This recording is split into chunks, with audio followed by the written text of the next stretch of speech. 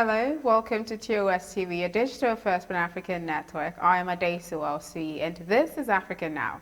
Guinea declared a new Ebola outbreak on Sunday when tests came back positive for the virus after 3 people died and 4 fell ill in the southeast. The first resurgence of the disease there since the world's worst outbreak, in 2013 to 2016.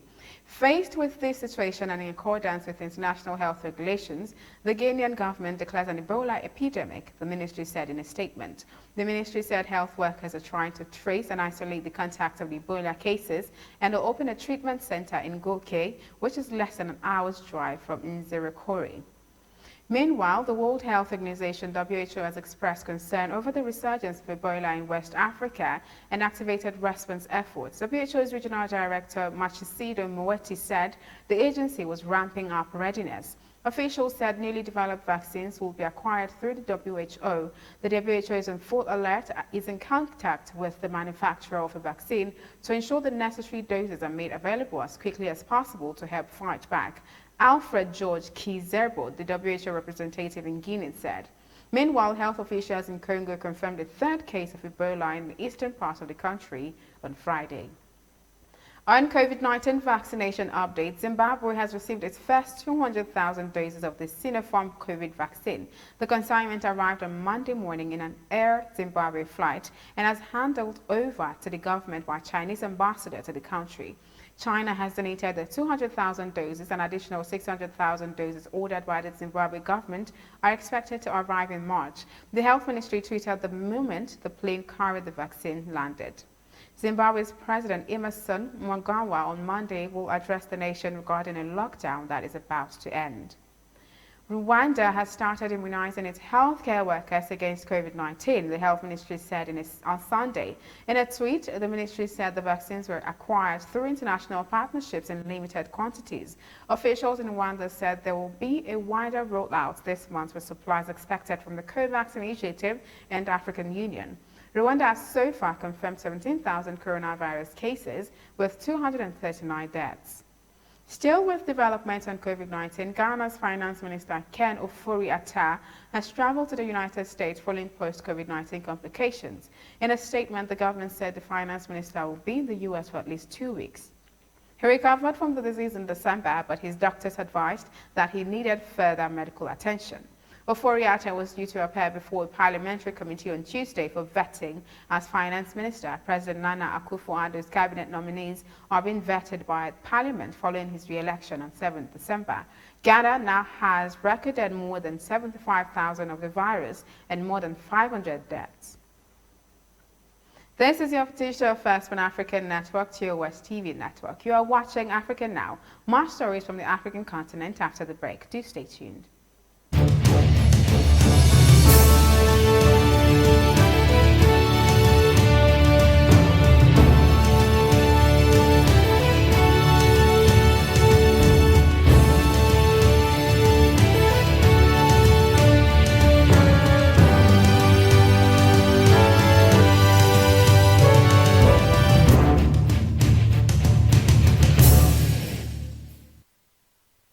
Welcome back. 11 people have been killed during separatist assault in the south.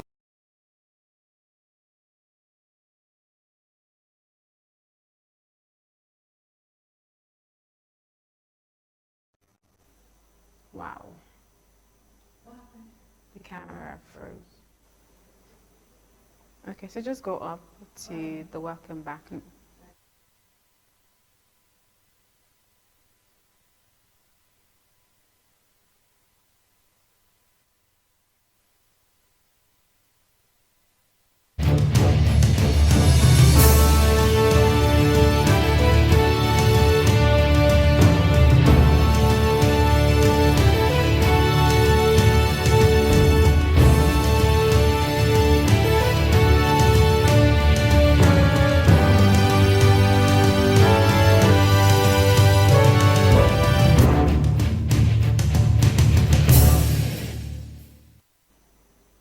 Welcome back. 11 people have been killed during separatist assault in the southern city of Lubumbashi in the Democratic Republic of Congo, officials say. 6 insurgents, 4 soldiers and a civilian died during the attacks on 2 military camps where the fighters were trying to loot weapons, the city mayor said. Lubumbashi Mayor Ghislaine Robert Lubaba Buluma Sunday said that 6 of the rebels died in the attacks. Residents reported the sounds of gunfire in several districts following the assault.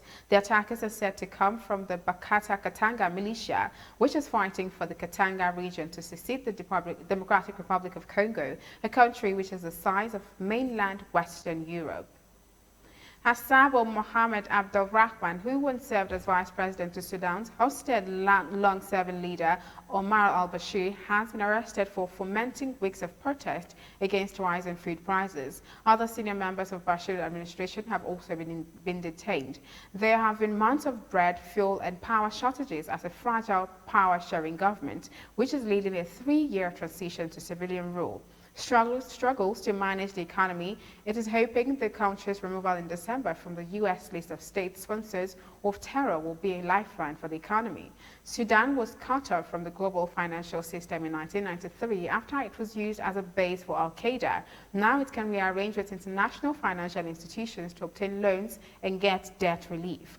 Bashir, who took power in an Islamist-backed coup in 1989, was toppled in April 2019 after mass protests fueled by a rise in the prices of fuel and bread.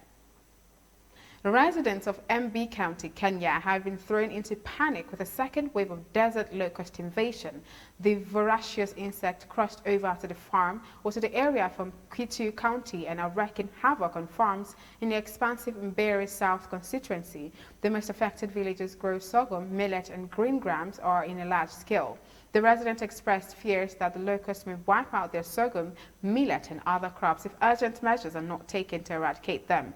They appealed to the government to intervene quickly before they lose all their crops and pastures for their animals to the locusts, which have spread over an area estimated to be 10 square kilometers. The residents said efforts to chase away the voracious feeders have borne no fruit. If the locusts are not controlled, famine is imminent in the area, they said. This is your Digital First Pan-African Network, TOS TV Network. You're watching Africa Now. Still ahead, business and sports.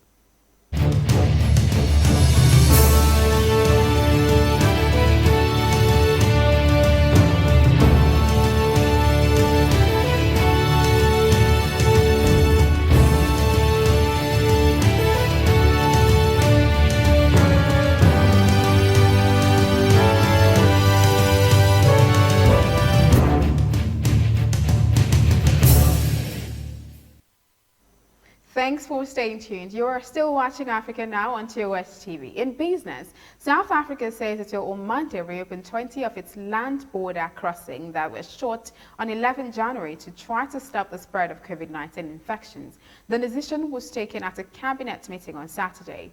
The government announced that borders with Zimbabwe, Botswana, Mozambique, Namibia, Lesotho and Eswatini will be opened.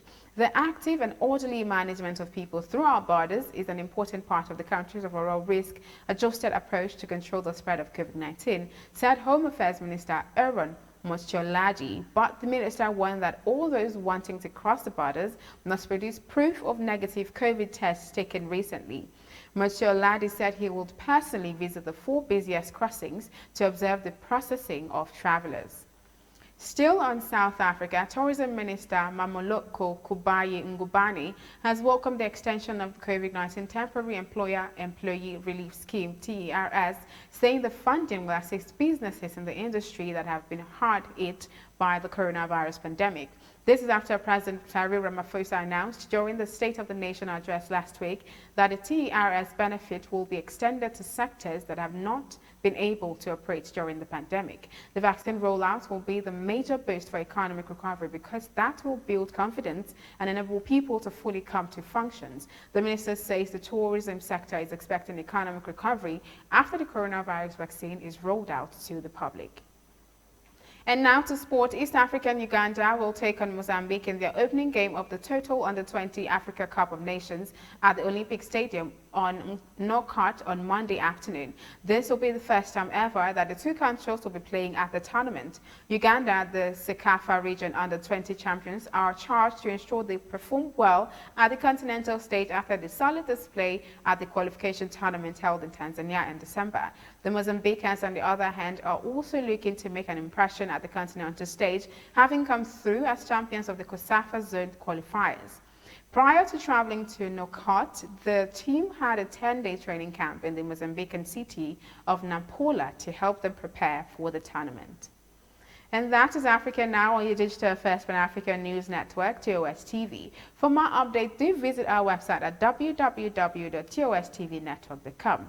Do also follow and like TOS TV Network on Facebook, Twitter, and Instagram. And remember to subscribe on YouTube. Do stay with us and enjoy more programming on TOS TV Network. I am Adesua Osui. Bye for now.